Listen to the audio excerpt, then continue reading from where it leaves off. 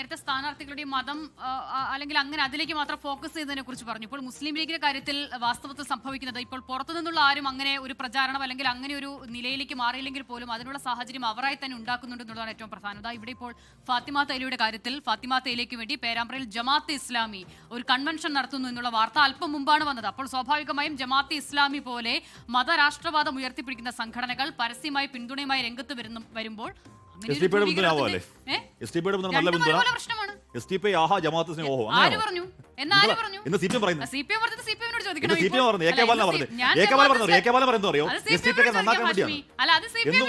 ഇവര് മതരാഷ്ട്രവാദികളാണ്, ഇവര് സിയെ നുഴഞ്ഞുകയവരാണ്, മഹാകൊള്ളരുതാത്തവരാണെന്ന് പറഞ്ഞ എ കെ ബാലൻ പറയുന്നത്. എസ് ടി പിയുടെ വോട്ട് എന്താണ് അവർ നന്നാക്കാൻ വേണ്ടി. ഞാൻ ജമാഅത്തെ ഇസ്ലാമിയുടെ കാര്യം ചോദിക്കുമ്പോൾ ഹാഷ്മി എന്നോട് തിരിച്ചപ്പോൾ എസ് ടി പി അങ്ങനെ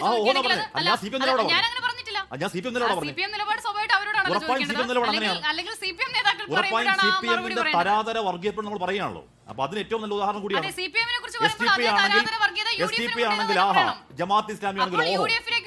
അപ്പൊ ജമാഅത്തിലേക്ക് നോക്കുമ്പോഴേക്കും അപ്പൊ ജമാഅത്തിലേക്ക് നോക്കും അവർ വർഗീയമാണ്. എസ് ടി പി വോട്ട് നല്ല പഞ്ചസാര പാലുമുട്ടായ വോട്ട്. ഞാൻ പറഞ്ഞ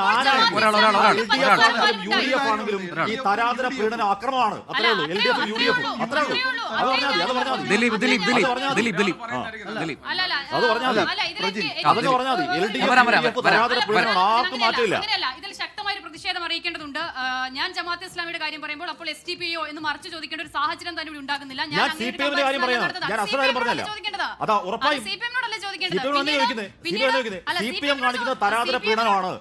ജമാഅത്തിന്റെ വോട്ട് പണ്ട് വാങ്ങുമ്പോൾ നല്ല വോട്ട്, അത് പിരിഞ്ഞു പോകുമ്പോൾ അക്രമ വോട്ട്. എസ് ടി പി ആഹാ, ജമാഅത്ത് ഓഹോ. എസ് ടി പി ഇവിടെ അധ്യാപകന്റെ കൈവെട്ടി കേസിലെ പ്രതിയാ, അഭിമന്യുവിനെ കൊന്ന കേസിലെ പ്രതികളാ. അഭിമന്യുവിനെ കൊന്ന കേസിലെ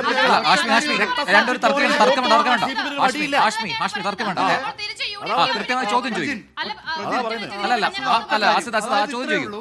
ഇത്രയേ ഉള്ളൂ. ഇതിൽ എൽ ഡി എഫ് എന്നോ യു ഡി എഫ് എന്നോ വ്യത്യാസമില്ല. എൽ ഡി എഫും യു ഡി എഫും തരാതരം പോലെ വർഗീയത ഉപയോഗിക്കാറുണ്ട്.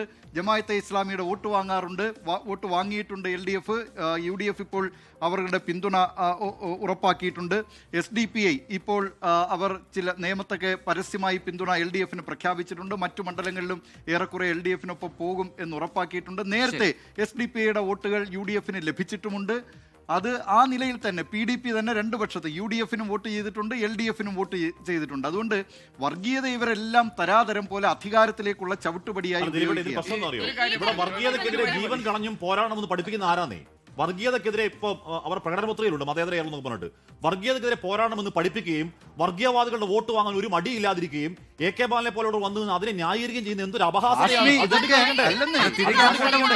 ഉത്തരവാദിത്തം യു ഡി എഫിനല്ല, എൽ ഡി എഫിന് തന്നെയാണ്, സി പി എമ്മിന് തന്നെയാണ്. തെറ്റാണ്. പക്ഷെ അതിനേക്കാളും വലിയ ന്യായീകരണം ഒരുപക്ഷെ കേരളത്തിന്റെ മതേതര ബോധത്തെ തന്നെ ഞെട്ടിച്ചൊരു ന്യായീകരണം നമ്മൾ കേട്ടത് ജമാഅത്തെ ഇസ്ലാമി മതരാഷ്ട്രവാദം ഉപേക്ഷിച്ചെന്നുള്ള ന്യായീകരണമായിരുന്നു. ഇപ്പോൾ ഈ വിഷയത്തിൽ ഈ വർഗീയവാദികളുടെ വോട്ട് വാങ്ങുന്ന വിഷയത്തിൽ രണ്ടു കൂട്ടരും, ഒരാൾ ആഹാ ഒരാൾ ഓഹോ, ആ നിലയല്ല ഉള്ളത്. കാരണം U D F L D എഫിനെ വിമർശിക്കുന്നത് എങ്ങനെയാണ്? ജമാഅത്തെ ഇസ്ലാമിയെ കൂടെ നിർത്തിയാണ്. അവിടെയാണ് പ്രശ്നം.